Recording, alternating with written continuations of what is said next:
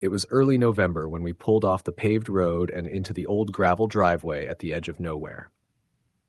The headlights of our car picked up the long shadows of tall cottonwoods, their bare branches twitching in the wind.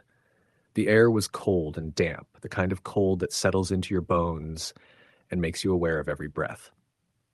We'd driven 3 hours from the nearest town, leaving asphalt for the dust and gravel of rural Nevada farmland. The property was advertised as a retreat, remote, peaceful, wide open spaces, something we liked after years of city life. I figured the isolation would be the point. My partner Mark shared that thought. We thought it would be a chance to reset. The house stood back 50 yards from the road, old wood siding weathered silver by years of desert sun and wind. The windows were dark and small, no porch light flickering. When we turned off the engine, it felt like we'd slipped right out of today and into some older world where shapes move just past sight.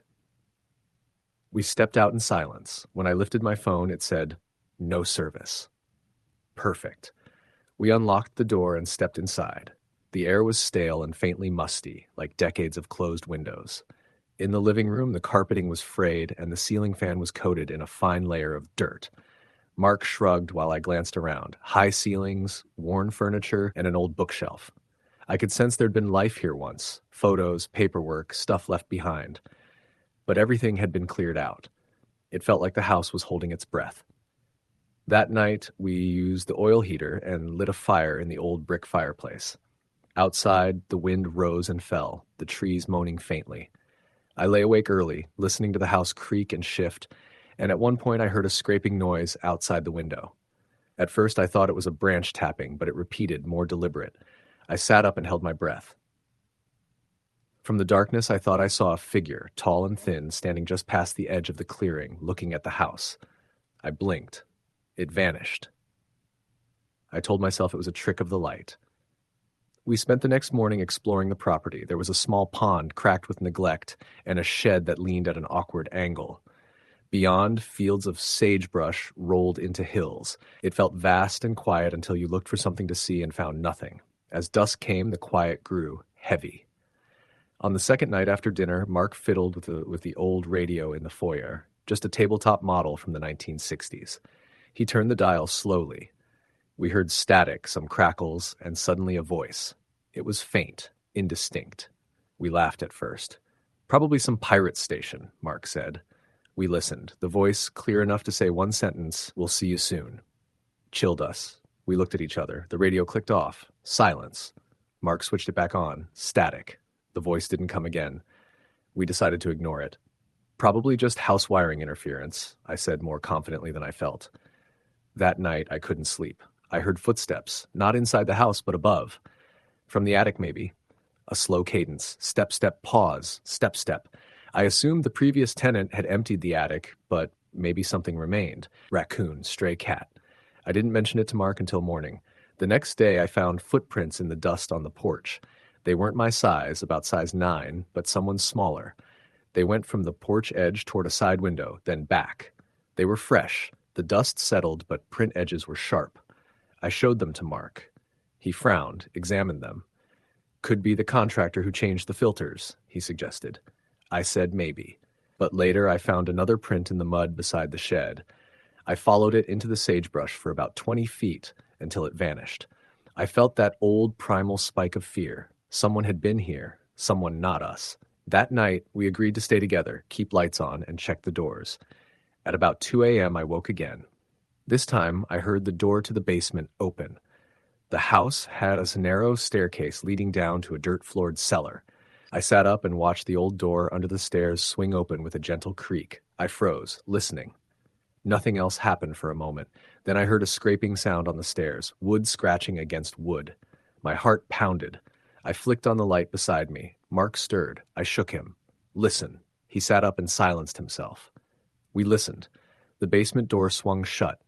Thump on the stairs, then footsteps away. I felt cold sweat. We didn't speak. Next morning, I asked Mark if he heard anything. He shook his head.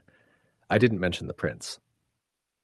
We were halfway through our week when I found the old journal in the bookshelf. It was bound in brown leather, pages yellowed. The name inside the front cover read, Eugene Harper. The entries were dated from 1987 through 1989. He described living here alone, writing about voices in the field, something watching in the trees, lights moving across the pond at night. The last entry said, "They came from the shed again. I don't know how long I can hide." Then nothing. The last date was December 1989. I felt a chill. I showed Mark. He browsed it. "Creepy," he said, "but old. Probably just some rural guy with loneliness and nightmares." Still, that night the wind whistled loud and the house creaked. We decided to stay inside mostly. At about midnight, I saw a light outside the window. A small dot of orange flickering near the shed. I nudged Mark. We watched. The light bobbed across the field toward the pond, then stopped. I felt the hairs on my neck stand up. Mark quietly grabbed a flashlight and we opened the door, slipped out into the cold, and followed the light's path. The field looked different at night. Dark, vast, uneven. We reached the pond edge. The light had gone out. We stood there, flashlights sweeping. The pond surface glinted falsely in the beam, and then behind me I heard the rustle of brush. I turned. There was a figure, not fully visible between trees, just beyond the sagging fence line. Tall, thin, face blank in the shadow. I swallowed hard. It didn't move further away, didn't wave, just watched. I backed away slowly. The figure faded into darkness as I turned to flee. We didn't talk much on the way back. After that, the contact changed. The footsteps upstairs turned into whispers, faintly carried through the walls. The radio crackled again at odd hours. Doors opened. On the fourth night, I woke to the basement door swinging open again. But this time when the door moved, it wasn't just swinging. It slammed shut. The sound echoed in the small house. Mark jumped out of bed and the mattress creaked under him. We flicked on lights. The house felt alive. I whimpered that maybe we should leave in the morning. Mark nodded reluctantly. That night we slept with flashlights at the ready. The door to our bedroom locked and barricaded with the dresser. At around 3 a.m., we heard crawling sounds overhead, like something walked across the ceiling above the attic. Then something knocked above our window. Hard. And again. The window shook. I screamed when the window cracked, one pane spiderwebbed. I scrambled across the floor, grabbed Mark's hand, he grabbed mine. We bolted out of the bed and toward the door. But the door wouldn't open. The knob spun but wouldn't release. Jammed. I yanked at it. In the hallway I heard a voice. A low whisper. Breathing. "You're mine." Or maybe that was my mind. Panic. Mark forced the door. We tumbled out, grabbing our coats. We ran outside into the cold wind and didn't stop until we were back in the car. The engine started, bright headlights stabbing the darkness. We didn't drive yet, just sat. I noticed the shed door open. The light we'd seen earlier flickered inside the shed. Something large moved within. We gunned the engine and sped off the property. The road was dark, and the trees at the edges seemed almost alive. We kept the windows up, the heat up, both saying little. That morning we drove to the nearest town and found a motel. We didn't initially call the police. We were embarrassed, unsure. Later I looked up the property's history. The house had been sold several times. Previous owners had spoken of strange sounds and lights across the pond. One former owner said she left after years of feeling watched. Another documented Ring doorbell footage once posted timestamps of flashing lights at 2 a.m., though the video was removed soon afterwards. I went back a week later to retrieve our clothes. My partner stayed at a friend's in town. I parked the car and walked up to the house in daylight. The shed door was wide open. Inside, I found old tools and what looked like a rusted frame of a bed. I didn't stay long. On the back porch, I found more footprints in the dust, size larger than mine, leading toward the field. I snapped photos. On the drive away, I thought back to the shape we saw. Something tall, silent, not human maybe. In the daylight, the vastness looks empty. At night, it swallows you. We told people our story. Some laughed, others nodded, saying they knew places like that. I stopped ignoring the fringe aspects of the journal. Voices in the field, watching in the trees. The whisking of wind becomes something else when you expect it. I still wonder what wants something from those fields. Maybe it's always been there, waiting for someone to bring light to the property. Or maybe when we left, we took something with us, and what remains is hungry for the next arrival. The end story. The end. It was the kind of place you expected to find only on maps designed to warn you. Nowhere near town, far from the highway, isolated, silent in a way that felt deliberate. I was driving through central Wyoming late summer, chasing solitude after years of the city. I wanted wide skies, only sagebrush and dirt roads and endless horizons. The air smelled of dust and something unnameable. On a whim, I stopped at a small settlement called Clear Lake, though the lake was barely more than a puddle, dried out and cracked in spots, and asked directions at the only cafe, a lean one-room place with a counter and 3 stools. The woman who served me spoke quietly, the bell over the door invisible, every sound measured. She told me that beyond the lake, the old road would lead me to a ridge, and from there I could drop down into a valley where I could camp near a stream. It sounded perfect. I followed her directions, turned off the paved road onto gravel, then chalk-colored dirt. The tires crunched, no other cars. The sagebrush bowed to the breeze. I felt my heart lighten, the city knots unraveling. As you'd expect, dusk fell fast in that empty landscape. The sun languished a deep orange behind distant hills, sharp ridges against the sky. I found the ridge just like she said. From there the valley opened up, a narrow, winding dip, shaded by some pines more than you'd guess for Wyoming, and a sleepy stream cutting through it. The water was shallow but clear. I set up camp a few feet from the bank, made a small fire, cooked some freeze-dried chili, sat back and stared at the still water and the growing stars. Night deepened. A breeze rustled branches. I heard the stream sigh. Somewhere a frog croaked. My mind wandered freely. The isolation was exhilarating. Then something shifted. I woke in the pitch dark sometime later, heart jumping. The fire had died almost completely. The temperature dropped sharply. The air felt heavier. I looked toward the edge of the clearing and saw a movement, shadows among the trees. Nothing distinct, but more than the expected wildlife. Branches and shrubs stirred. My immediate thought, deer, some animal drawn by the residual heat or smell. I listened. Then I heard a low, slow breath. Not multiple breaths, one. It was too measured, too human. My throat went dry. I kept still, listened. There was movement again. A figure, maybe standing upright, at the far edge of my fire's circle. Colored blacker than the night, shaped like a man, but elongated almost or crouched. My eyes tried to sort it. I reached slowly for my flashlight, keeping the beam off in case I stirred something. The fire's embers flickered. I waited a second, then clicked the light. The beam swept over the spot. The figure ducked just shy of full visibility and froze. For an instant, I saw the glint of a face lit by the dying fire's orange glow, an expression caught between surprise and cruel amusement. Then the figure in one smooth motion faded into the tree line. My breath stayed shallow. I didn't move. I didn't call out. I didn't trust my voice. For a long time, I watched the blackness. The breeze rustled the pines differently now. I didn't know how long I sat like that, frozen. Eventually, the quiet swallowed me. The stillness of being alone faced something unknown. After what felt like hours, I regained enough courage to whisper, "Okay," and I folded into my sleeping bag. Morning came in dull light, under gray clouds and unremarkable dawn. I sat by the creek with coffee, tried to convince myself what I'd seen was needling illusions. But when I looked toward the tree line, I saw footprints, bare footprints, deeply pressed into the damp bank of the creek, going from the water toward where I'd seen the figure. They were large, well over my size 12 boots, and they ended near my camp. Then the prints headed back into the forest. I followed them with my gaze until they faded under pine needles. I packed swiftly, left the ridge and gravel road. I told myself I was just spooked, probably a transient drunk, or maybe someone camping illegally. The only strange thing, though, the prints were not accompanied by boot marks. No treads, no boot edge, nothing, just bare human footprints, and enormous. Back in the cafe in Clear Lake, I mentioned to the woman what I thought was crazy. I saw someone, barefoot, big. She took the cup of steaming water I handed her, set it down. She nodded slowly. "You came off the ridge," she said. "Most folks don't see things out there, but there's something on the ridge." She didn't elaborate. I left town quickly, resolved to head to paved roads, to the familiar. Weeks later, though, I couldn't shake what I'd seen. I returned again in October, crisp air, leaves dying, pines brittle.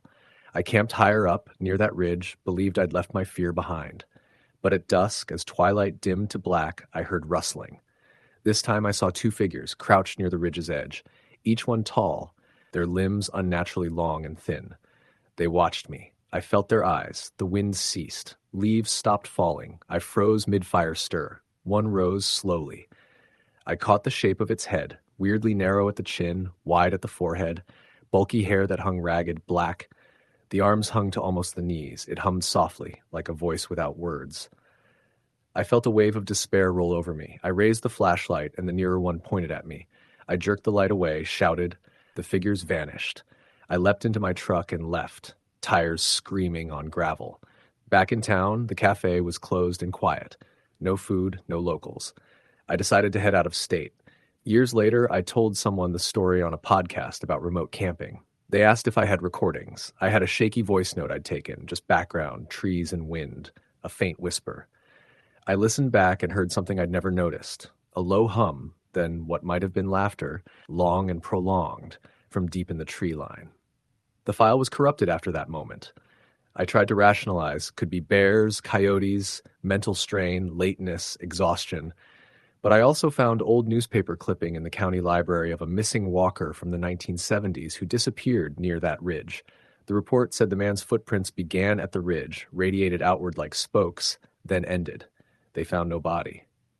Then older frontier diaries and archives referenced the ridge as Hollow Man's Rock, or where the travelers stop and never reach. I didn't believe at first. The things I found were vague, undocumented stories, folklore. Deep in the Wyoming hills, where the land opens wide and emptiness becomes something you feel, I believe now there was or is something ancient, something that watches, something indifferent but responsive. It doesn't necessarily want harm, but it wants recognition. It listens in silence. It moves in the space between trees, stands on the ridge at twilight when your fire dies, when you alone are vulnerable. The final moment I'll never forget. I came back once more, although I promised myself I wouldn't. Fourth time. Rain was falling lightly, the ridge hidden in fog. I was driving uphill on a slick dirt road when the engine sputtered and died. Right at the place, the old road split. One path headed into the forest, the other dropped steeply. I got out and popped the hood. I watched the fog swirl and condense around me. A figure stood a short distance up the incline. Tall, lithe, black silhouette against gray. I tried to call out. Nothing came. The figure shook its head, and then it lifted one long arm upward, slowly, perfectly controlled, and dropped it. The movement was not human. The skin, when I approached, because I could not help myself, had black stubble, glossy like wet rock. Eyes, two shimmering points. I stumbled away. The engine started. I drove away. I didn't turn around. After that, I quit remote camping. I keep on paved roads. I stay in motels. But sometimes at night, I wake and feel the weight of that pair of eyes watching from the ridge. I hear the hum. I feel the stillness of those trees. I see footprints in my mind, huge and bare. I wonder whether whatever it was is still there, waiting for the next arrival, the next soul hoping for solitude.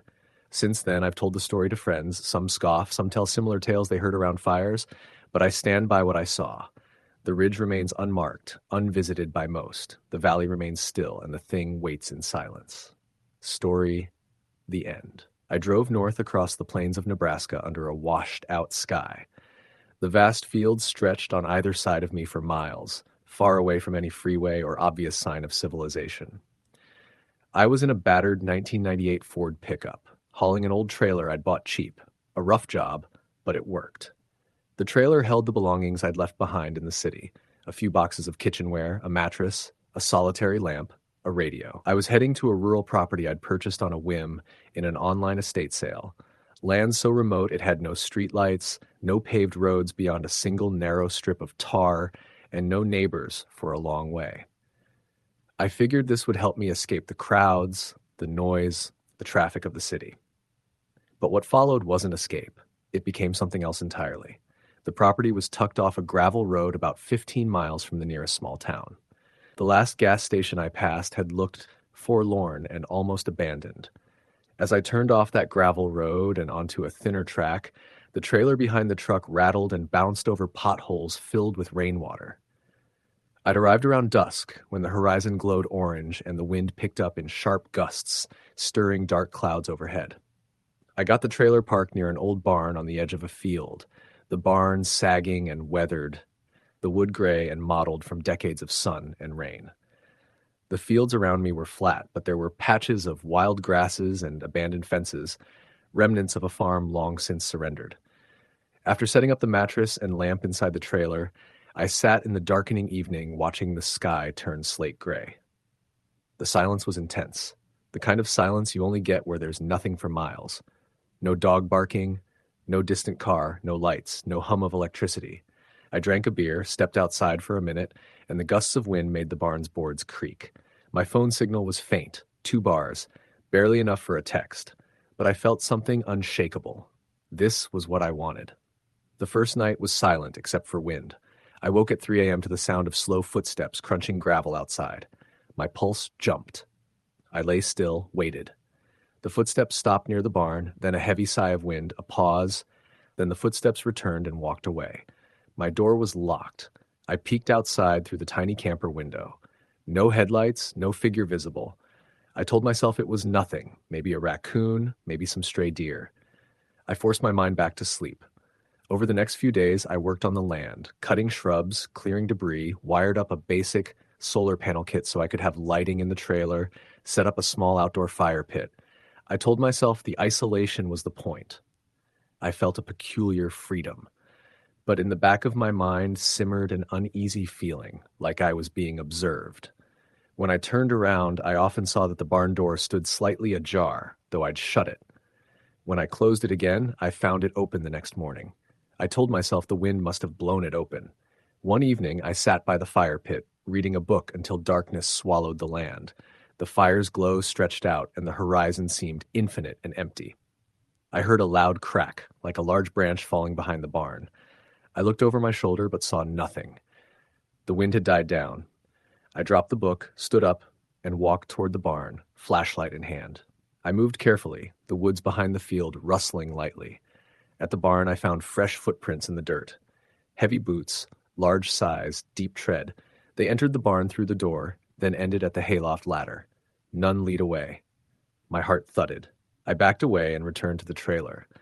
That night I couldn't sleep. I sat awake until the first gray light of dawn, staring at the trailer wall, listening to every creak and whisper of the settling building. At daybreak, I walked out and inspected the barn. The ladder to the hayloft had been used, dust disturbed on the rungs. I stared at that ladder and wondered why someone had climbed it. There was no farm equipment inside, no animals, no signs of people living there. Just an old loft filled with loose hay, darkness above.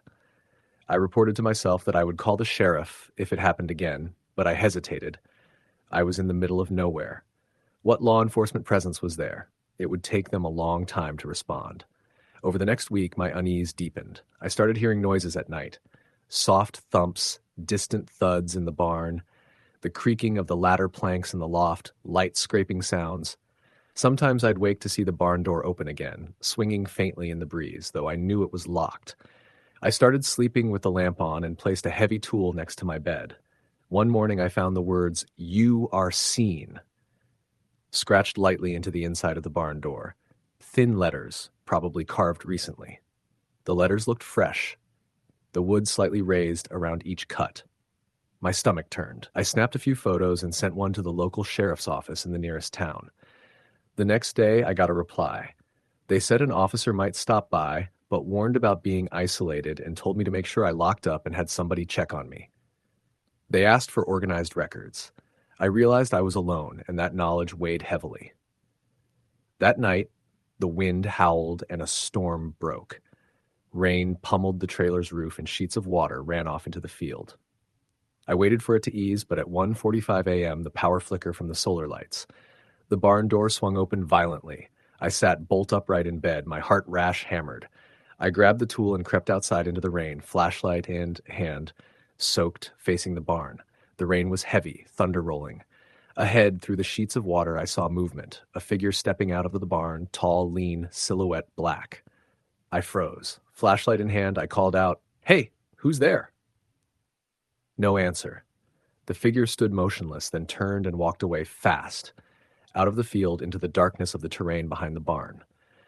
I sprinted back inside, slammed the door, locked it, barred it with a tool rack. I didn't sleep again until first light, sitting next to the lamp, eyes fixed on the window. When dawn came, I trudged out into mud in the soft gray of morning. I followed footprints from the barn to the edge of the field, wet tread now visible in the saturated earth. They led into the tall grasses, into a thicket of wild bushes and trees that I had assumed marked the edge of the property, but ran out much further than I had known. I followed them until they vanished near a shallow gully. I paused, looked at that silent space, the trees dense and dark. I realized someone had been around here, inside my perimeter, unseen. I felt foolish for ignoring the signs. I packed a small bag, drove into the nearest town, and found a motel. I slept barricaded in a room, the droning hum of highway traffic soothing because it meant people were near. The next morning, I contacted a neighbor of the property. They were older, lived a few miles away. They told me the barn had once belonged to a farm family who left decades ago. Rumors said odd things happened. People hearing footsteps in the barn, lights in the fields at night, but nobody took it seriously. They thought the isolation made folks imagine things. I thanked them and returned to my trailer. That day, I bought a motion sensor floodlight and set it up, pointing at the barn and the entry track. I bought a basic camera system with a DVR and mounted one camera inside the barn and one overlooking the field track. That night, I sat tense by the fire pit, pack of beer at my side, but hardly touched. The sounds came again, scraping on the ladder, low thud in the hayloft. The camera light flashed in the loft. I didn't go inside, I just watched the barn's side from a distance. I saw the floodlights sweep, and the camera caught a shape moving in the loft. I pressed pause on the monitor. There was nothing I could do right then. I could call the sheriff, but their nearest station was miles away. The next morning, I reviewed the footage. In the loft, I saw a face. Narrow, pale, eyes dark. The figure stood on the ladder for a moment, looked towards the camera, and then dropped down. I froze. That face belonged to someone small enough to climb the ladder easily, yet the boots outside were big. Maybe 2 people? I didn't know. I emailed the frames to the local sheriff's office with a note. Someone is in my barn. I asked for an official visit. The sheriff replied that given my location, it might take time. They advised me to leave if I felt unsafe. The recommended method, stay somewhere else until they can send a patrol. I weighed my options. I had invested in the property, moved out of the city, cut loose. Leaving felt like admitting failure. But the moment I realized I had evil lurking unseen in those fields, I also realized I had no one coming to help. I could be trapped out there. I made a decision. Stay the night and then drive back in the morning. I packed up my sleeping bag, extra clothes, and made myself ready. But that night, the wind brought movement beyond the barn. The trailer shivered in gusts. My floodlight lit up a figure standing at the edge of the field, watching the trailer. It held something long in its hand, maybe a pole, maybe a stick. The camera recorded the image plainly. The figure turned its head slowly, staring directly at the camera for several seconds. I shouted, "Get away!" But it vanished into the black. I spent the rest of the night inside the locked trailer, tool in hand, listening to soft thumps on the trailer roof rustle outside. My heart never slowed. At dawn, I loaded the pickup, hooked up the trailer, and drove away, mud splattering off the tires. I didn't stop until I reached the motel in town. I called the title company to ask about flipping the property quickly. My blood still raced hours later.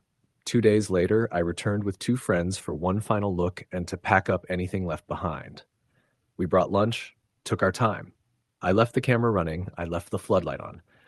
My friends were uneasy, mentioning they heard odd noises too when we sat outside in daylight. My one friend wandered behind the barn to where the trees start and found a small clearing blocked by old fence wire. In that clearing was a makeshift campsite, an old sleeping bag, a rusted lantern, footprints around.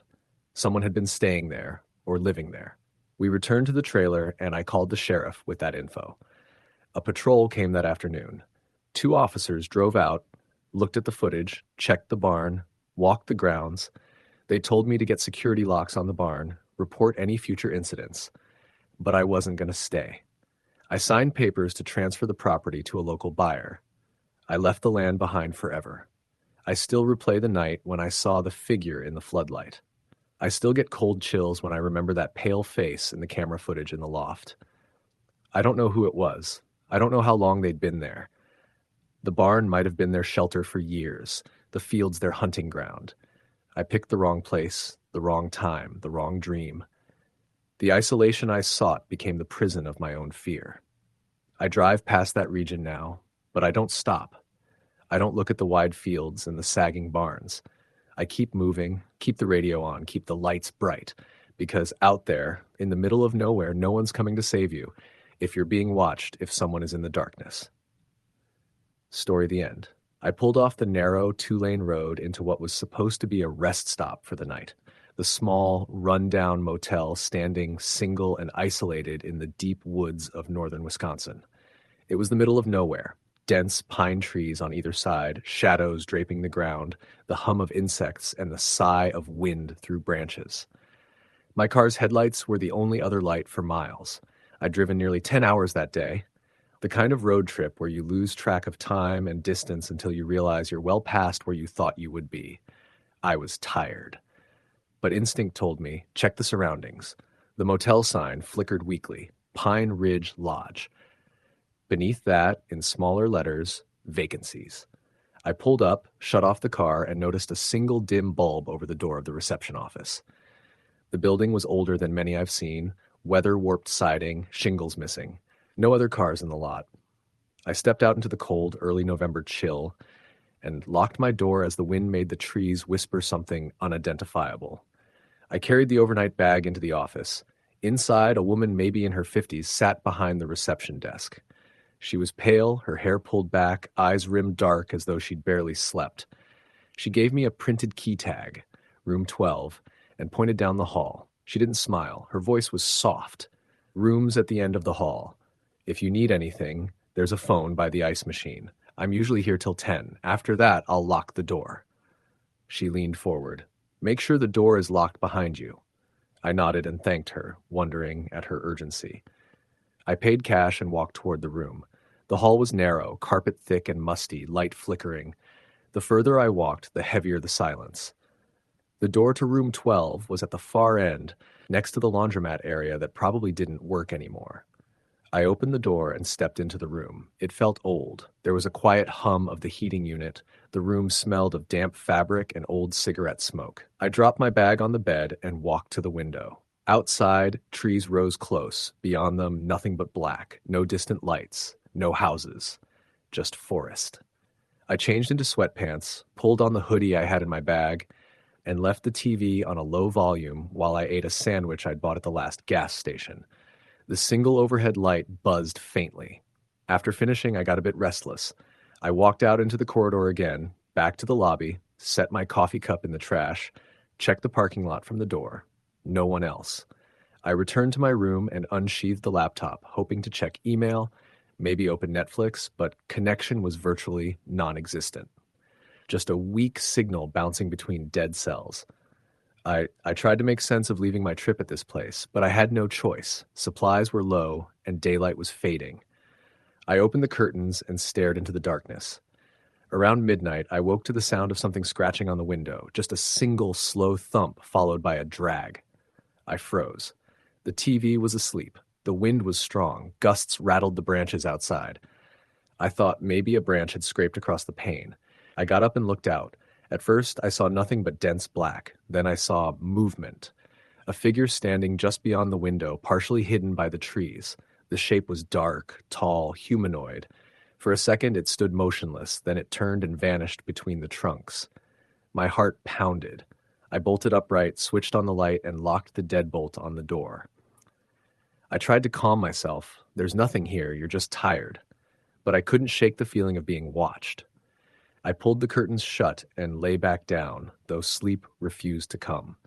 I listened for sounds, footsteps, whispering leaves, anything.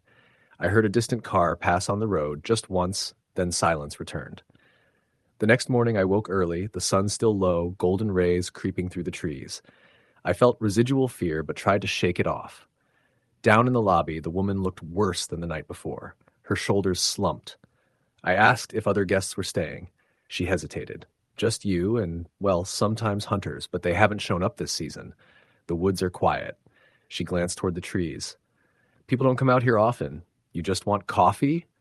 She poured. I nodded and asked quietly, Has anything happened here? Strange things? She shrugged. Not much. A few odd noises, trees falling when no wind, branches snapped when no one's around. She paused, looked out the window at the parking lot. And about 2 weeks ago, someone reported seeing someone walking in the forest at night off the trail. We called it in. The ranger came. No track found. Her words set a knot in my stomach. I thanked her, returned to my room, and tried to focus on driving out that afternoon after breakfast. But I still stayed until noon. As I packed, I told myself I wouldn't risk driving at night again. I gave the key back and went to my car. I started the engine and watched the woman lock the motel door behind me. The wind rose up, rattling the sign and stirring the pine needles in the parking lot. I pulled out and headed back toward the highway. About an hour down the road, I saw something up ahead. A car pulled off the side, its hazard lights flashing. I slowed and pulled over behind it. A man stood by his trunk, his jacket heavy, hood up. I rolled down my window. Everything okay? I asked. He looked over, startled. Flat tire, he said. I was hoping someone'd stop. I nodded and got out. At that moment, I glanced at the woods where his car was parked. A tall shape behind the tree line, barely visible but present, frozen there. I looked again. Nothing. He said thanks and asked if I had a jack. I told him I didn't. The car in front of us stayed silent. I offered to call roadside service. He accepted. I called my provider and gave him the number. While I waited, I noticed his license plate was old and weathered, out of state. The man talked quietly about his drive from Minnesota. Then something made me glance up into the trees behind him. Another figure watching from above, balanced on a thick branch 10 feet off the ground, its arms long, hooking downward, indistinct face in shadow. I gasped and pointed. Did you see that? I said. He looked at the tree, then back at me. See what? That something in the tree, I said. He frowned, shook his head. Must be a trick of the light. The roadside service arrived, and we went back to his car to wait. I kept glancing into the woods. Every time I thought I saw movement, it stopped. Once I caught the outline of a face, a dark mask of eyes glaring at us. I shivered. After the service guy fixed his tire, the man thanked me and left. I watched him drive away. Then I sat in my car for a moment, turning over what I'd seen. I didn't want to wait. I pulled back onto the road and headed toward the next big town. As daylight faded, I came to a rest stop by the highway in the forest. I pulled in, got out, stretched, and looked toward the trees. I felt eyes on me. I smiled to myself. It was silly, nervous. But in that instant, I saw movement among the pines. 2 figures, side by side, stepping out of the woods into the clearing. Tall, thin, dark. They stopped maybe 30 feet away. I blinked. They vanished. My skin tingled. I grabbed the bag and got back in the car. Decided I'd drive through the next stretch without stopping. I set the radio louder and stared at the dark road ahead.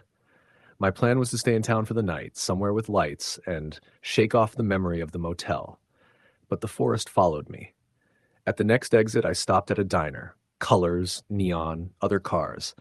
I inhaled the smell of coffee and bacon, looked around. People talking. The waitress asked if I was okay. I said yes. She asked if I'd been driving long. I told her yes, and maybe I looked tired.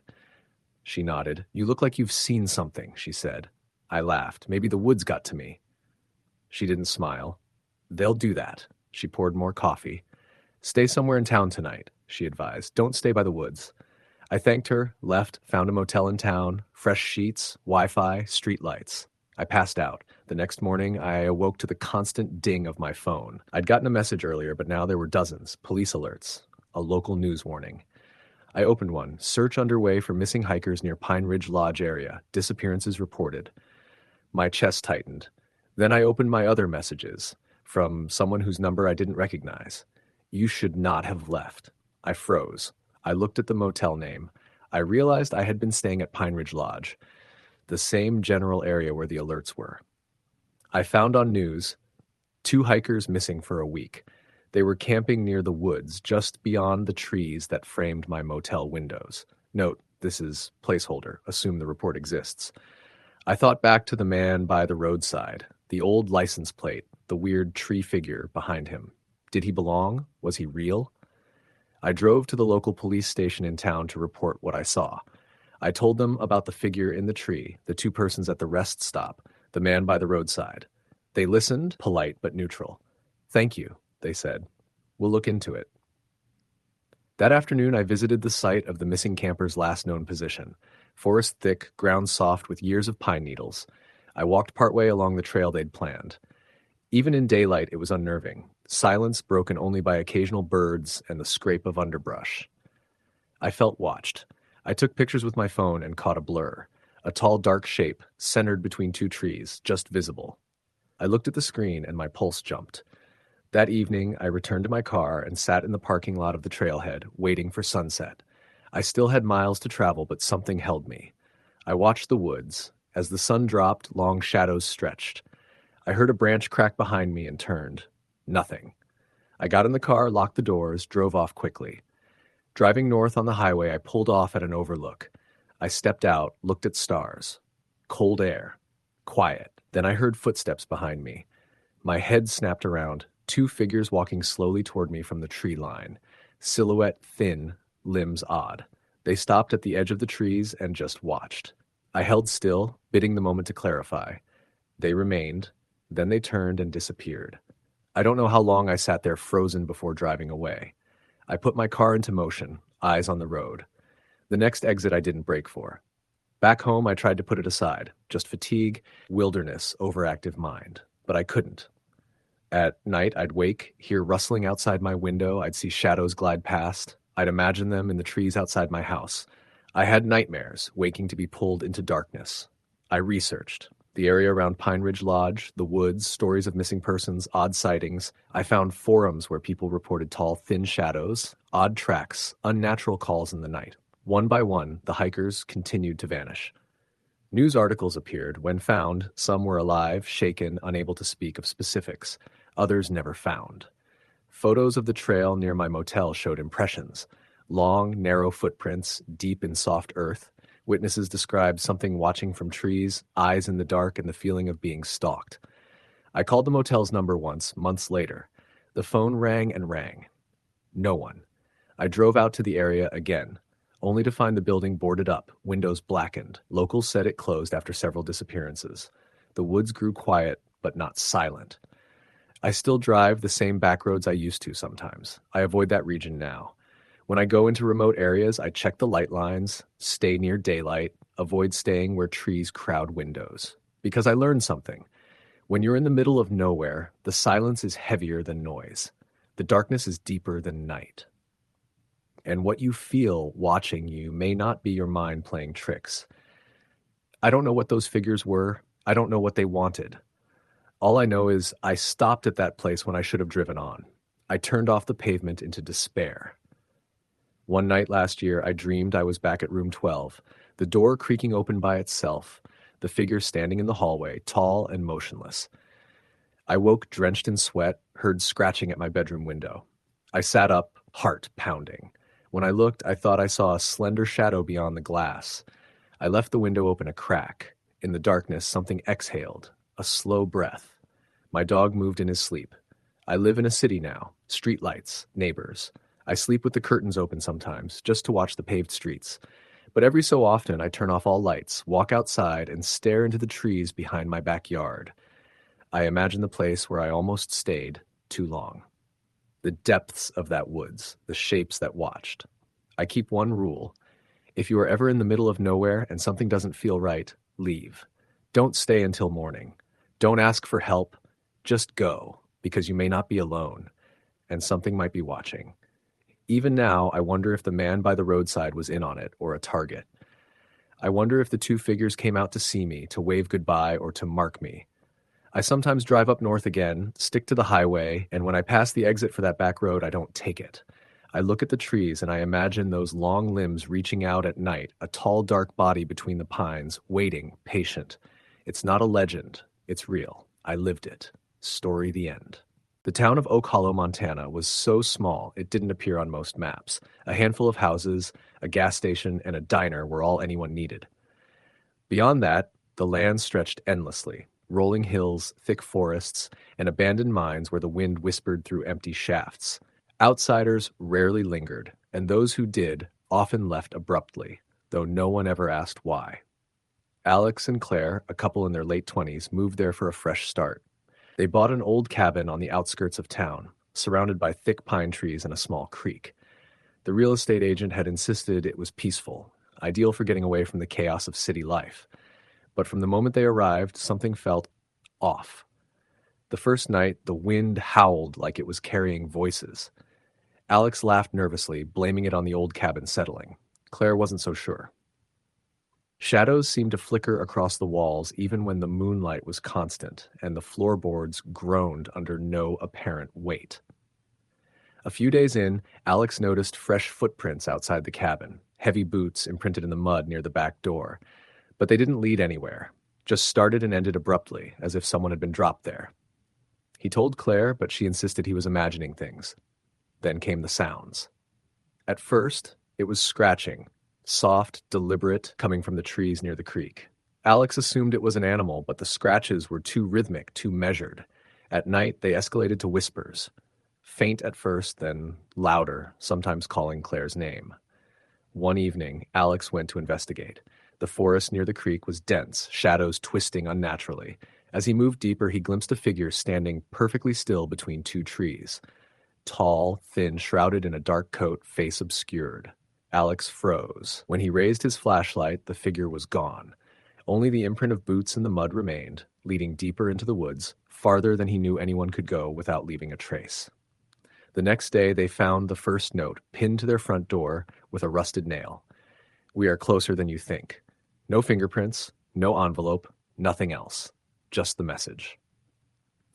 Weeks passed, and the events escalated. Doors that were locked were found wide open. Windows shattered overnight. Their dogs refused to go outside, growling at nothing visible. Alex set up cameras, but footage would always be corrupted during the night, static filling the frames when the disturbances occurred. One night, Claire disappeared. Alex woke to find her bed empty, the back door swinging open in the wind. He called her name, ran outside, flashlight sweeping the darkness, but the woods were empty. Only the creek flowed quietly, reflecting the faint moonlight. Then he saw them, footprints, unnatural in shape, leading from the cabin to the forest. They were elongated, clawed at the ends, impossible to trace to any known animal. Alex ran to the town, but the locals were tight-lipped. The sheriff listened politely, but only said, "People get lost out there. Woods can swallow you. Nothing we can do." Determined, Alex returned that night with a hunting rifle, following the tracks deep into the forest. The trees thickened, and the wind carried whispers in a language he didn't understand. The footprints ended at an abandoned mine shaft, yawning in darkness. He shined his flashlight inside and saw a pair of glowing eyes. Then the whispering stopped. From the darkness, a voice, low, guttural, and human, yet not human, spoke, "She's ours now. You shouldn't have come." Alex fired blindly into the shaft, but the echoes swallowed the sound. When the flashlight flickered back, Claire was standing beside him, or at least something that looked like her. Her eyes were black, hollow. She smiled, impossibly wide. Then she turned and disappeared into the mine. Alex ran back to the cabin, but it was different now. Shadows seemed to pulse and breathe. The walls had markings, carved deep into the wood, symbols he couldn't comprehend. The wind carried whispers again, but now they surrounded him from all sides. He tried to leave Oak Hollow, but every road led him back to the cabin.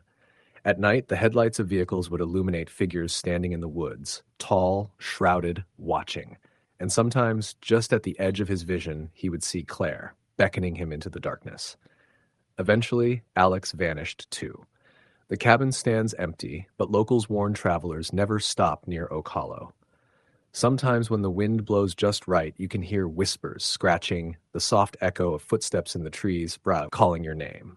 And if you stray too close, you might catch a glimpse of the black-eyed woman smiling at you from the darkness, waiting for the next soul foolish enough to enter the woods. Story the end. The sun had already dipped behind the rolling hills, leaving the vast expanse of cornfields in a strange half-light that made shadows stretch unnaturally. It was the kind of place where the road seemed endless, and the air smelled faintly of decaying vegetation and dust. Mark and his friend Tyler had been driving for hours, following a map Tyler had pulled up on his phone, insisting it was the quickest way to his uncle's cabin somewhere near the Iowa-Nebraska border. Neither of them had expected it to be this isolated. No houses, no cell signal, nothing but endless fields and the occasional rundown barn. The cabin itself was barely visible when they arrived. Hidden behind a cluster of pine trees, its weathered wood and broken windows looked like it hadn't seen a visitor in decades. The porch sagged in the middle, and the roof had a few missing shingles that allowed the moonlight to flicker through. Tyler tried to laugh it off, claiming his uncle loved places with character. Mark wasn't so sure. The place gave off a kind of oppressive silence that felt heavy in your chest. They unpacked their bags quickly. The cabin smelled of mold and old wood, the air so thick it felt like it might press down on their lungs. The only source of heat was an old wood stove in the corner. Tyler fiddled with it, trying to get a fire going, while Mark walked around, checking the locks and peering through the grimy windows. There was a feeling, almost imperceptible at first, that they weren't entirely alone. A creak here, a rustle there. Mark brushed it off. Old cabins made noises. After dinner, the two of them sat on the rickety couch, Tyler scrolling through his phone while Mark stared out the window at the dark fields. "You feel that?" Mark asked, his voice low. Tyler didn't look up. "Feel what?" Mark shrugged. Like someone's watching." Tyler finally glanced up, smirking. "You've been cooped up in the city too long, man. It's just the wind or a raccoon or something." Mark didn't respond, but his unease grew. As the night deepened, the wind outside picked up, rattling the broken windows. Mark heard a faint tapping, almost like fingernails against wood, coming from the far side of the cabin. He froze. "Tyler? Do you hear that?" Tyler still didn't react, absorbed in his phone.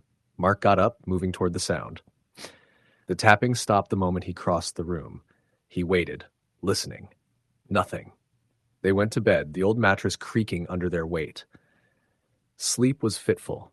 Mark kept waking to the sound of faint whispers, just on the edge of hearing, impossible to understand. At one point, he thought he saw a figure standing at the foot of the bed, but when he blinked, it was gone. Tyler mumbled something about dreams, rolling over without opening his eyes. Around midnight, a loud bang shook the cabin.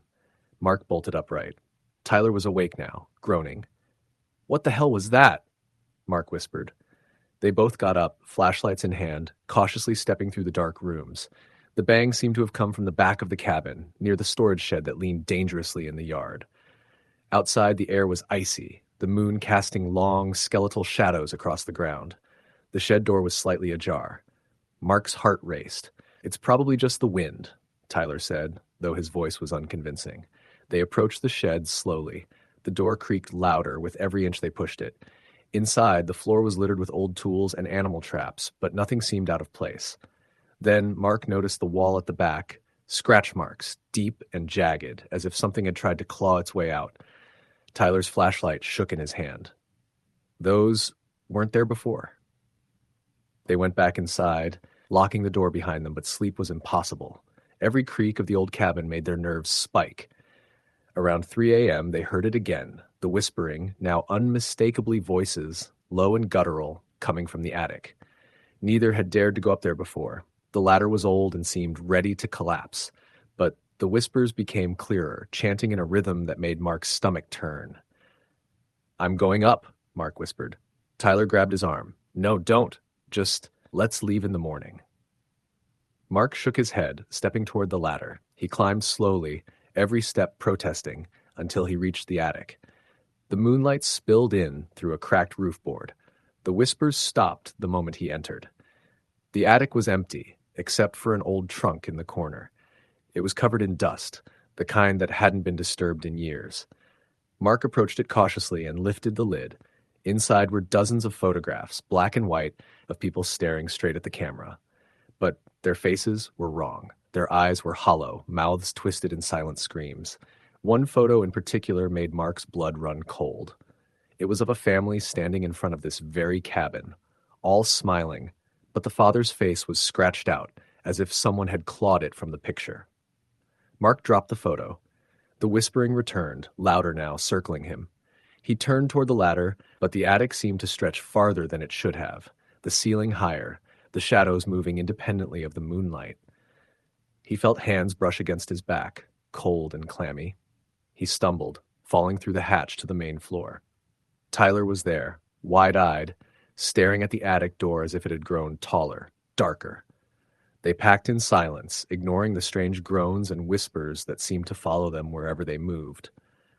Just as they were about to leave, Tyler noticed something through the window, footprints in the dirt outside, leading from the edge of the forest to the cabin. Only problem, there were no footprints leading back, not even their own. The tracks ended at the porch, stopping as if whoever had made them had vanished into thin air. Driving away, the headlights cut through the blackness, but Mark swore he saw figures standing in the fields, just beyond the reach of the light. Tall, thin, motionless. They didn't move, didn't blink, and when the cabin disappeared from view, he realized he could still see them in his rearview mirror, standing among the corn stalks, watching, waiting. They didn't stop until they reached the highway. Cell service returned, and they called Tyler's uncle, trying to make sense of it all. The uncle laughed, nervously. "You two went to the old Larson place, didn't you?" Mark's stomach sank. Tyler's jaw dropped. "What? That place has been abandoned for decades. People say it's cursed." "What do you mean?" Mark asked. The uncle's voice dropped. "People disappear there. Whole families. No one knows why. I thought you knew. That's why I never go out there myself." They stayed the night at a motel trying to sleep, but Mark couldn't shake the feeling that they hadn't left at all. When he woke in the morning, he swore he saw a figure standing across the parking lot, silhouetted against the rising sun. He blinked, and it was gone. Tyler refused to speak about the attic, the whispers, or the photographs. Weeks later, Mark couldn't stop thinking about the figures in the fields. He began checking his own photographs from that night, the ones he had taken casually during the drive. And then he saw it. One frame showed the cabin, completely empty, but if you looked closely in the window, a face was pressed against the glass. Hollow eyes, twisted smile. Mark tried to tell himself it was a trick of the light, a coincidence, but deep down, he knew it was waiting. Still out there in the middle of nowhere, waiting for the next people stupid enough to wander too close. Even now, years later, when he drives through rural America, he can't help but glance at abandoned cabins, at old barns, at empty fields, and sometimes when the light is just right, he thinks he sees them, the thin figures standing, watching, always waiting. He never goes back. Tyler won't either. And the Larson place, it's still out there, untouched, decaying, whispering in the wind, claiming anyone who dares enter its shadow. Story the end. The sun was already setting when we took the last turn off Highway 12, the one that cut through what locals called the Hollow. Most people avoided it, said the road was bad luck, but we were on a mission. My friends, Jesse and Carla, insisted we camp near the old Whitman farm for the weekend, claiming it was perfectly safe. I naturally had my doubts. I grew up in the country, knew the stories about the Hollow, about things that didn't make sense, about shadows that weren't cast by trees, but I went along anyway. Curiosity is a dangerous companion in the middle of nowhere. The road to the farm was a winding stretch of cracked asphalt, overgrown with weeds and pockmarked with potholes. My Jeep rattled and groaned under us. Jesse kept joking about ghosts and murders, but Carla was silent, staring out the window. I thought she was just tired from the drive, but there was a tension in her jaw I hadn't seen before. When we finally arrived, the sun was just a thin red line behind the distant hills. The Whitman farmhouse was what you'd expect from an abandoned property. Peeling paint, boarded up windows, and a sagging porch that looked like it might collapse if anyone stepped on it. Still, Jesse insisted it was charming, and he unpacked the cooler like this was a luxury cabin. I followed reluctantly, flashlight in hand. The air smelled wrong. Not rotten, not stale, but metallic, like iron mixed with something sour. I shrugged it off, telling myself it was just the old well or some rusted pipes. Carla didn't speak, just followed us inside. The place was eerily quiet, except for the wind creaking through the cracks in the walls. I could hear it whistling, almost like it was speaking. We set up the tent in the backyard near what used to be a garden. The trees loomed overhead, skeletal and twisted. When night fell, the darkness seemed to thicken, pressing against the edges of the flashlight's beam. We sat around the small fire Jesse had started, telling ghost stories to keep ourselves entertained. My voice shook more than I wanted to admit. Carla finally spoke up, saying she didn't like it here, that something felt off. I laughed it off. We were just out in the middle of nowhere. Nothing to worry about. But then we heard the first sound. It was faint, almost imperceptible, like nails dragging over wood. We froze. Jesse laughed nervously, saying it was probably the wind. Carla didn't move, just stared into the darkness. Then we heard it again, closer this time, coming from the side of the house. I grabbed my flashlight and shined it toward the sound. Nothing, just the old siding, swaying in the breeze. But the sound came again, and this time it was unmistakable. Soft footsteps, slow, deliberate, moving around the back of the house. Jesse laughed again, but it had no humor in it. Probably a raccoon, he said, but the sound didn't match raccoons. It was heavier, careful, methodical. We all fell silent. The wind stopped. The night seemed to hold its breath. Then we heard whispering. Not words, not sentences, just soft, sibilant hisses like someone breathing against a microphone. Carla grabbed my arm, trembling. I tried to calm her, but my own heart was hammering. The whispering seemed to circle us, life coming from all directions at once. The fire flickered, casting moving shadows across the yard. And then I saw it, a figure at the edge of the trees. Thin, impossibly tall, limbs that bent at unnatural angles. It didn't run. It didn't walk. It just stood there, watching. Jesse finally spoke, voice cracking. We should leave. Now. We scrambled to pack up the essentials and get back to the Jeep, but the figure was closer. No, it hadn't moved. It was like the shadows themselves were shifting, bringing it nearer. The whispering intensified, filling my head, making it hard to breathe. Carla started screaming. Jesse tried to calm her, but then the Jeep wouldn't start. I hammered on the keys, praying, cursing, and then the whispering stopped. A moment of silence. Then, in the still air, came a voice. Low, guttural, almost human, almost not. It said our names. We see you, it hissed. I slammed the keys again, and the engine roared to life. We tore down the dirt road, headlights slicing through the darkness, but I could swear the figure followed us, gliding through the trees, always just at the edge of the light. We didn't stop until we hit the next town. Half an hour later, and even then, the sense of being watched didn't fade.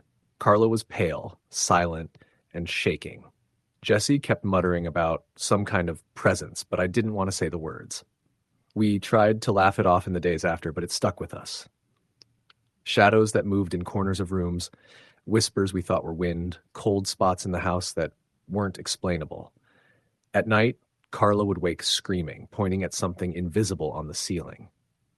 Months later, I tried to research the Whitman farm. There was nothing in public records, no history of the family, no record of the land being sold, no old maps showing a house there at all. It was as if the place had never existed until we stumbled upon it. Then came the calls. At first, they were silent. I'd pick up the phone, hear nothing but static. Then a breath. Then a voice, again hissing my name.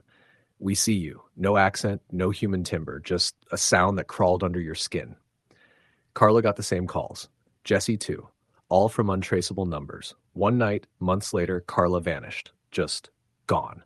Her apartment was locked, the windows closed, but there was a message scrawled on the mirror in condensation. Not yours anymore. We called the police. They said there was no sign of forced entry, no trace of her leaving. It was like she dissolved into air. I still don't know how, and I doubt I ever will. Jesse moved away, changed his number, started claiming the whole thing was a prank he had somehow gotten tangled in. I couldn't stop seeing the trees, the shadows, the figure. And sometimes late at night, when I'm alone in my apartment, I hear the whispering again. A few weeks ago, I drove past the old turnoff, the one that leads to the hollow. Curiosity, stupidity, call it what you want. I couldn't resist. I swear I saw the farmhouse again, illuminated faintly in the moonlight like it had never gone away. And at the edge of the trees, waiting, a figure stood watching me, limbs bending wrong, whispering my name softly, invitingly. I didn't stop. I drove straight past, but even now, I feel its presence. Somewhere just beyond the tree line. Waiting, watching, whispering. I've tried to tell people, friends, family, anyone. They think I'm crazy. Maybe I am. But I know what I saw. I know what's out there in the middle of nowhere, and I know it hasn't forgotten me. Sometimes when the wind howls through the city streets, I swear I can hear the hollow calling, and I know deep down that one day it'll come for me again. Story the end. The town of Harper's Ridge, Nebraska was so small that most maps didn't even mark it. It was the kind of place where everyone knew everyone, and everyone knew that certain roads, certain houses, and certain stretches of farmland were better left alone. People in Harper's Ridge spoke in hushed tones about what lay beyond the edges of town, about the long stretches of cornfields, the abandoned barns, and the forests that swallowed the horizon. Outsiders called it quiet. Locals called it dangerous. Daniel and his younger brother Luke had just moved into one of those old farmhouses at the northern edge of town. The house had been empty for years, and the previous owners had left in a hurry, leaving behind old furniture, broken tools, and a sense of decay that clung to the walls. Daniel thought it would be perfect, peaceful, away from the city, but the first night revealed how wrong he was. It began with the sounds. At first, just small things. A floorboard creaking in the hallway, the wind rattling the windows, the dog barking at nothing. But the next morning, Daniel noticed footprints outside that didn't match his or Luke's boots. Heavy, wide, and irregular, they led from the edge of the cornfield to the barn behind the house, and then stopped abruptly. That evening, Luke came running into the kitchen, pale and trembling. "I saw someone," he whispered, "by the barn, just standing there." Daniel grabbed a flashlight and ran outside, shining it across the yard, but the figure was gone. Only the wind moved, twisting the corn in eerie patterns. The days that followed were worse. Every morning, more footprints appeared, some leading to the woods, some circling the house. The dogs refused to go outside, growling at empty spaces. Doors that were locked were found open. Windows were sometimes broken from the inside, mud smeared across the sills, and then came the notes. Small scraps of paper, each with a single word written in jagged red letters: leave, alone, watching. Daniel called the local sheriff, a man named Roberts, who came out but found nothing. "Out here, people see things," he said. "Wind, shadows, old houses, nothing more." But Daniel and Luke knew what they had seen. One night around midnight, Daniel woke to Luke screaming. He ran into the hallway and saw shadows moving at the edge of his vision. The figures weren't human. They moved too fast, too fluid, their limbs bending in ways that were wrong. The brothers barricaded themselves in the bedroom, but the shadows circled the house, whispering in voices that sounded like children calling for help, then twisting into guttural growls. The next morning, Luke was gone. Daniel searched the house, the barn, the cornfield. No footprints, no signs of struggle, nothing. Just the eerie silence that hung heavier than the night before. He ran to the town for help, but the locals avoided him, shaking their heads and muttering, "Some houses, some roads, they take people." Determined to find his brother, Daniel returned to the farm with a flashlight and a hunting knife.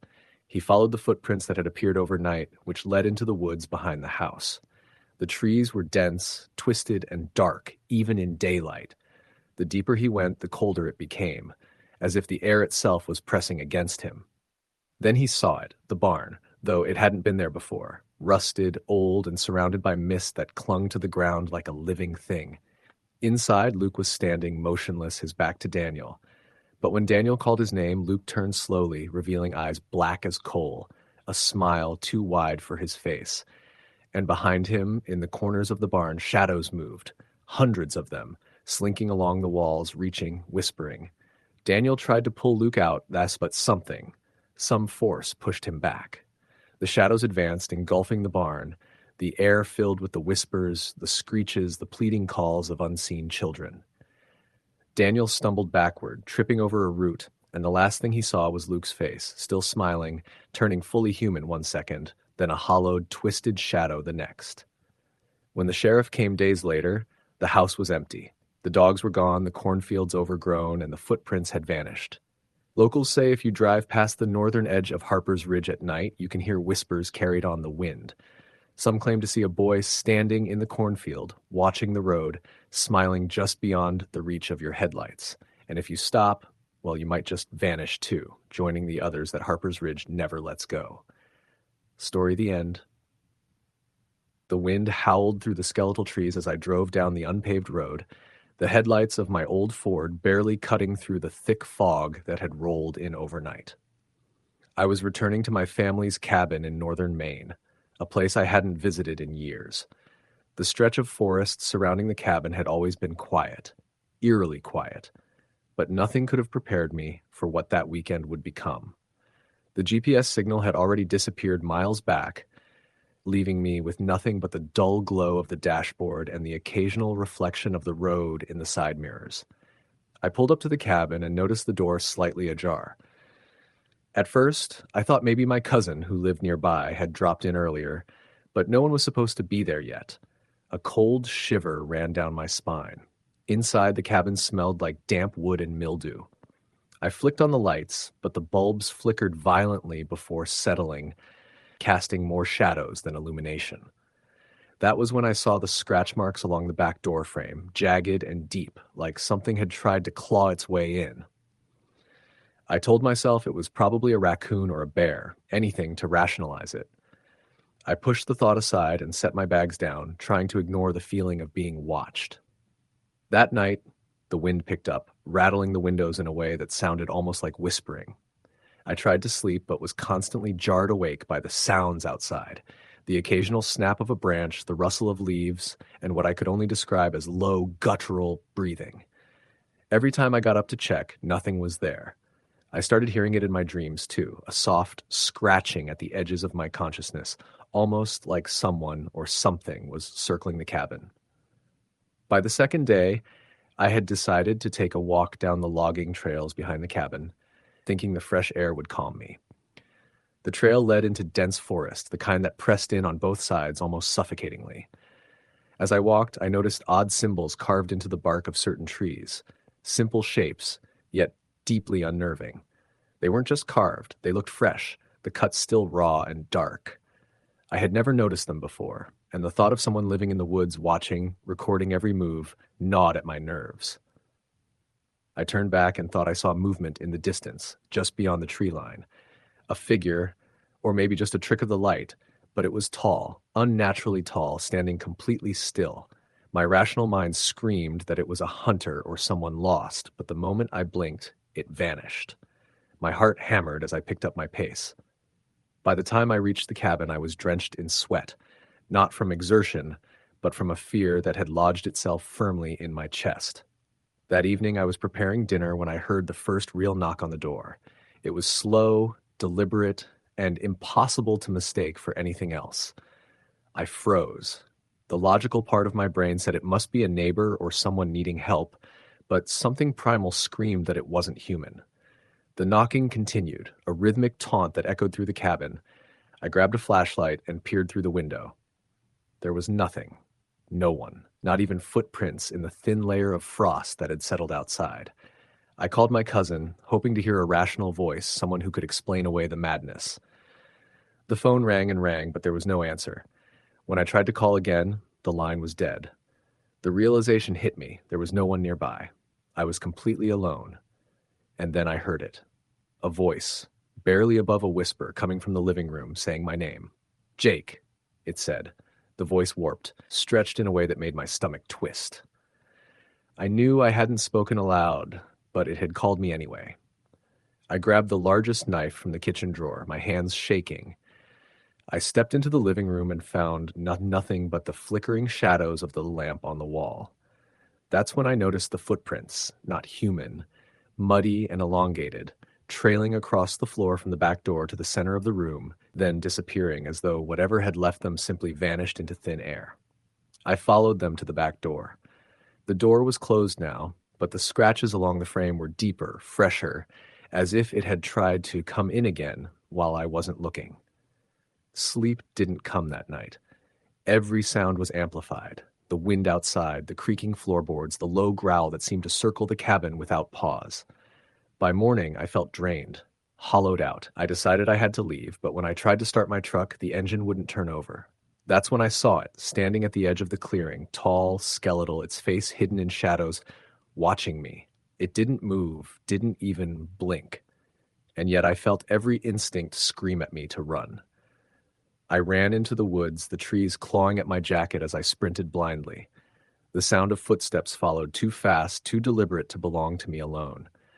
I stumbled over roots and rocks, my lungs burning, my mind refusing to process the shapes I thought I saw darting between the trees. And then I tripped, face first into the frozen ground, and felt something brush against my back. Not a hand, not fur, something cold and hard. I scrambled to my feet and didn't stop until I reached the old logging road. By the time I stumbled back into the small town about 20 miles away, I was shaking, covered in cuts and dirt and utterly spent.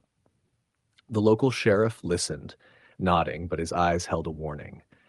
"You're not the first one to see it," he said, "and chances are you won't be the last. Some folks just don't come back." I pressed for details, but he only shook his head. "Some things you don't want to know. Just be careful and don't go back there." Sleep was impossible for the next few nights. Every creak in my apartment made me jump. Every shadow seemed alive. I couldn't shake the feeling that it had followed me, that the forest had marked me.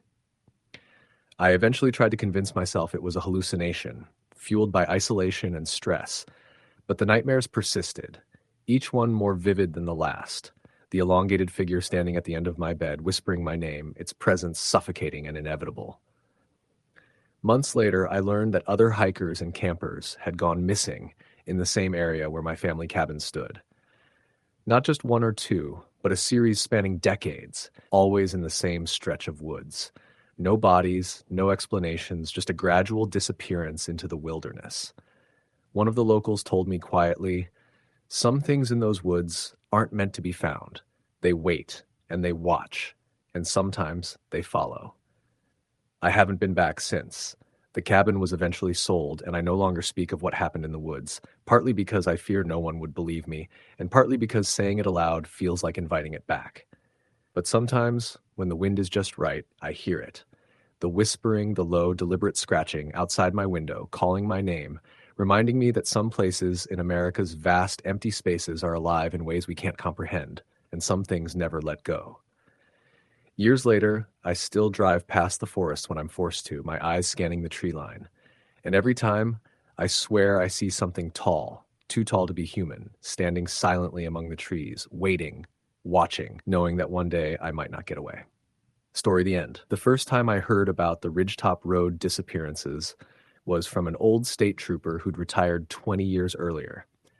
I met him by chance at a gas station outside of Marion, West Virginia, a quiet, fog-heavy place where the mountains crowd the roads and the trees seem to lean in when no one's looking. I'd been on a road trip, trying to clear my head after a rough breakup, and he overheard me asking the cashier if there was a scenic route through the mountains. "Scenic," the trooper said behind me. "You don't want scenic, you want safe." He nodded toward a brochure stand near the door. "Avoid anything called Ridgetop. You hear me? Anything."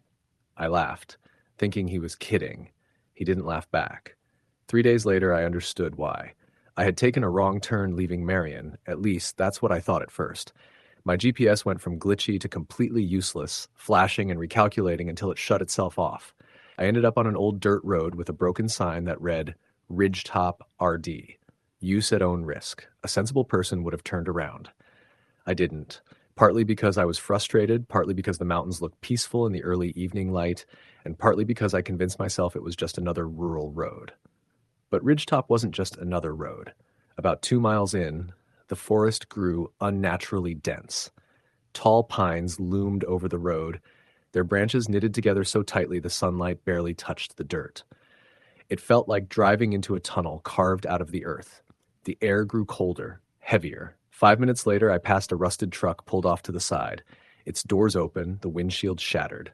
No people, no bags, no blood, just abandoned. 10 minutes after that, I came across another car, a green sedan, this one angled into a ditch. Driver's door open, keys still in the ignition. Bruchette, the interior strewn with belongings, phone, wallet, a baby's bag, but no people, none. My stomach tightened. I stopped and called out, "Hello, anybody here?" My voice felt swallowed by the trees. No echo, no response. The quiet was wrong, not peaceful. Wrong. It was the kind of silence you get before a storm when even the birds disappear. Then the smell hit me. Not death, not rot. Something sweet and chemical, like burnt plastic mixed with wet earth. I backed toward my car. That's when I heard it. Footsteps. Slow. Heavy. In the trees to my left. I spun around, shining my flashlight between the trunks. Nothing.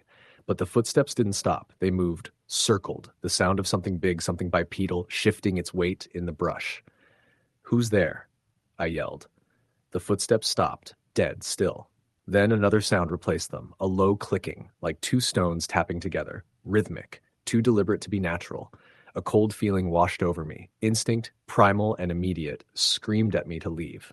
I got into my car and slammed the doors, shaking uncontrollably. The clicking grew faster. Almost excited, I floored it. The dirt road twisted sharply. The trees leaning in so close their branches scraped my windows. Every turn looked identical. My headlights barely cut through the fog that rolled in out of nowhere. It didn't feel like fog. It felt like being smothered. Then I saw movement in my rearview mirror. Tall, thin, staggering onto the road behind me. I only saw it for a split second, but it was enough. Its limbs were too long. Its skin was pale, stretched thin over jutting bones. Its head was tilted at an angle that made my own neck ache. No eyes, just hollow darkness where eyes should have been. It took one step forward, then another, and then it started running, fast. I screamed and floored the accelerator until my tires spit gravel. My car fishtailed around a bend, nearly slamming into a fallen tree that hadn't been there earlier. I jerked the wheel, heart hammering so hard I could barely breathe. The road narrowed further and the fog thickened. The air grew icy, frost spreading across my windshield from the outside. Something slammed the trunk, once, twice. A third time. I didn't look back. The next thing I remember is bursting out of the tree line onto paved asphalt. My car lurched forward, engine sputtering. The fog vanished instantly, settled as if I'd driven through an invisible barrier. The road sign ahead read, Marion, 12 miles. I pulled over and vomited onto the pavement. When I finally made it back to town, the gas station was still open. The old trooper was still there, drinking coffee. He looked at me, saw the mud, the scratches on my car, the terror in my eyes, and he didn't ask a single question. He just nodded slowly and said, "You saw it."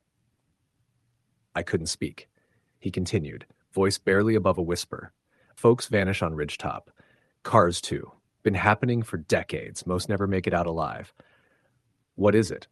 I eventually whispered. He shook his head. There's stories. Something old in those woods. Something that ain't human but walks like one. Something that don't like being seen. They say once you hear the clicking, it's already found you. I didn't sleep that night. Didn't sleep for days, actually. But I thought I had escaped. I was wrong. 2 weeks later, I heard it again, late at night, outside my apartment window. Soft, slow, rhythmic, click, click, click. I froze. Every hair on my body stood up. I didn't look outside. I didn't breathe. The clicking grew louder, then stopped. The next morning, I found muddy footprints on my balcony. Long, bare, wrong. I moved across the country within the week. Got a new apartment in a crowded city where trees barely grow, where I thought I'd be safe. But every once in a while, on especially quiet nights, I hear it again somewhere in the hallway or behind my building. Click, click, click. Like something patient, searching, remembering my scent. Ridgetop Road was just the beginning.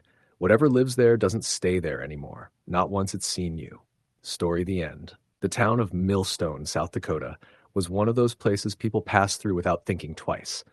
A single diner, a gas station, a handful of houses clinging to the edge of the plains. Beyond that, the land stretched endlessly, rolling fields, patches of forest, and abandoned mines whose mouths yawned like the gates of some forgotten world. Locals knew better than to wander too far, but outsiders, eager for quiet, often ignored the warnings. David and Sarah, a young couple, had moved to Millstone for that very quiet. They had bought a small farmhouse on the edge of town, just off a dirt road that disappeared into the prairie. The real estate agent had said the land was peaceful, a perfect place to start fresh. But from the first night, the house felt wrong. It started with the sounds. Floorboards creaking under no weight, doors closing softly in the middle of the night, the wind whistling around corners in unnatural ways. David tried to laugh it off. Sarah didn't. She said she felt like they were being watched, a feeling that settled in her chest and wouldn't go away. A week later, David noticed tire tracks in the dirt behind the barn. They were wide, deep, and led from the edge of the forest to the barn, then stopped. No footprints followed, no signs of an engine, just tracks. He mentioned it to Sarah, but she was too busy obsessing over shadows that seemed to move just beyond the edge of her vision. Then the knocking started. At first it was faint, on the back door at night. David would check and no one would be there. But the knocks grew louder, more deliberate, always at the same time, around 2 a.m. On one night, Sarah swore she saw a figure in the yard, tall, thin, standing perfectly still just beyond the light of the porch. When David ran outside, the figure was gone. Only the shadows remained. A few nights later, they found a note pinned to the front door with a knife. "You shouldn't be here." No fingerprints, no envelope, just the message. The handwriting was jagged and red, almost smeared like it had been written in blood. The couple called Sheriff Milton, a lean man with a calm demeanor, who came to check the property. He found nothing. "Old houses make noises," he said. "Wind moves things. Don't let your minds play tricks on you." David wanted to argue, but he knew the sheriff would leave eventually, and that night, the knocking returned. As days passed, the disturbances escalated, windows broken from the inside, footprints appearing in the mud that were too large and oddly shaped to belong to any human or animal. Doors that were locked would be found wide open. Sarah refused to leave the bedroom after dark. David slept with a baseball bat in hand, the dogs growling constantly at unseen threats. One evening, Sarah disappeared. David woke to find her bed empty, the window open, and muddy footprints leading toward the forest behind the house. He followed them, flashlight in hand, the beam cutting through the thick darkness. The forest seemed to swallow every sound except his own heartbeat. The footprints ended at a clearing, perfectly circular, with no sign of struggle. Then he heard it. A whisper, soft, raspy, coming from every direction at once. "Come to us!" David ran, but the forest seemed endless. The whispers grew louder, forming words he couldn't understand, voices of children, women, men, all speaking at once, calling his name. A shadow passed between the trees, moving too quickly, too fluidly for a human. David stumbled and fell. When he looked up, the clearing was empty. Sarah was gone. Weeks later, locals began reporting strange sightings near the edge of the forest, a black figure standing at the tree line, always still, always watching. People driving late at night claimed to hear whispers carried by the wind, calling their names, and some never returned. David was never seen again. His truck remained in the driveway, lights off, engine cold. The house stands empty now, the windows dark and silent. But on certain nights when the wind blows from the west, travelers swear they hear whispers across the fields, footsteps in the dirt, shadows moving just beyond the light of the road. And if you linger too long, they say you might vanish too, joining the others that Millstone quietly claims. Story the end. It started as a simple camping trip. My friends and I had decided to spend a weekend deep in the forests of northern Minnesota. None of us were particularly experienced, but we were young, invincible, and stupid enough to think that a map and a compass were enough to keep us safe. We drove for hours on winding highways until we reached the edge of the forest. The road ended abruptly, giving way to a narrow dirt path that twisted into the trees like a ribbon of black snake. We parked and carried our gear on foot, laughing at the sense of isolation. The woods were dense, the canopy so thick the sun barely penetrated, leaving the forest floor in a permanent dimness. We set up camp near a creek where the water moved quietly over stones, the sound soothing. At first, everything seemed normal. We built a fire, told stories, and laughed. But as night fell, a strange unease settled over the group. The wind was unnaturally still. The air smelled wrong. Metallic, earthy, almost like blood mixed with wet leaves. Around midnight, we heard the first noise, a soft crunch, like boots stepping on twigs. We froze, listening. The sound circled the campsite slowly, deliberately. Probably a raccoon, one friend said, though his voice trembled. The crunching grew louder. Something scraped against a tree. Then a whisper, low, almost guttural, coming from the darkness beyond the firelight. None of us could make out words, just a series of hissing breaths and clicks. We tried to rationalize it, telling ourselves it was animals. But the feeling of being watched was overwhelming. I kept seeing shadows in the periphery of my vision, tall, thin shapes that moved between the trees, but disappeared the moment I turned to look. At 2 a.m., the first of us vanished. One of my friends had gone to use the creek and never returned.